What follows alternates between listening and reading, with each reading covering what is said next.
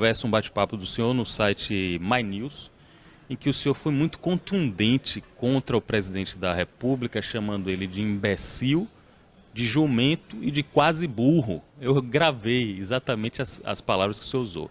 O senhor repetiria essas palavras?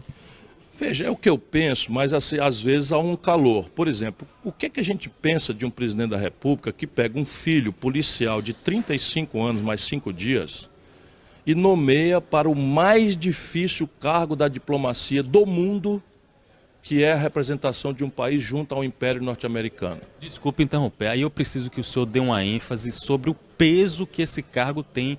Como o senhor entende muito o povo, o senhor vai conseguir falar para o povo qual a dimensão desse cargo? Veja, os americanos hoje são a única potência global.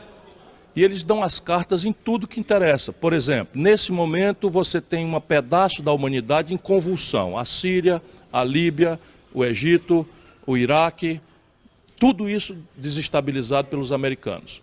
Agora estão avançando em direção ao Irã, que não é um país trivial. O Irã é um país quase do tamanho, né, sei lá, do Brasil. É menor do que o Brasil, mas é um país que naquela região tem a importância relativa do Brasil e que tem uma coesão popular muito grande. Então você tem o seguinte, o Brasil é chamado nos órgãos multilaterais a dar opinião, a colaborar, e quem representa a posição do Brasil junto ao governo americano é o embaixador do Brasil junto ao governo americano.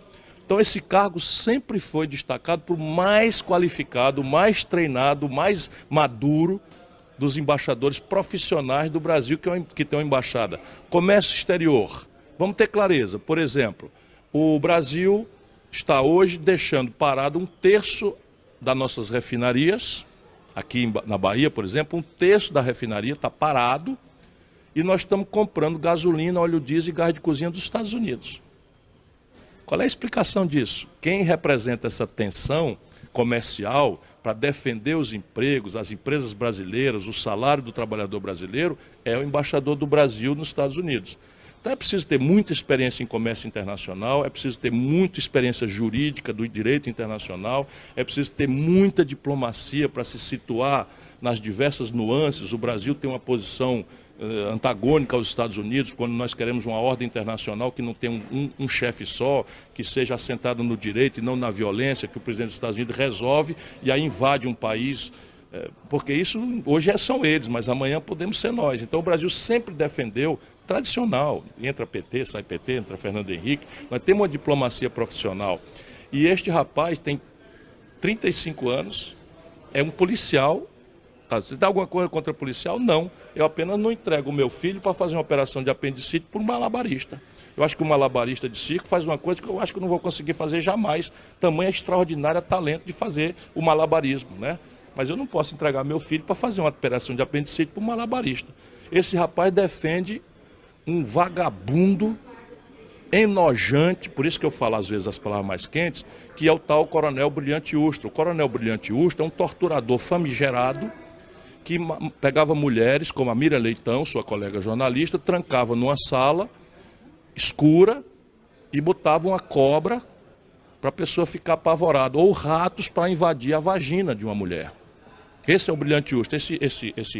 Eu ia dizer o que ele é mesmo, né, mas na televisão a gente não deve dizer.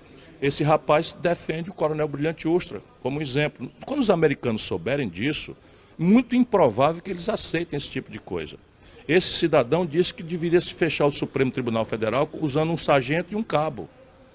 E eu sei dessas coisas todas. Então ele não tem nenhum apreço pela democracia, não tem nenhum apreço pela dignidade do ser humano quando faz a defesa e a apologia da tortura, e agora vai projetar a imagem do Brasil nos Estados Unidos. Isso é uma vergonha que transforma o nosso país, sabe, na chacota e na humilhação internacional.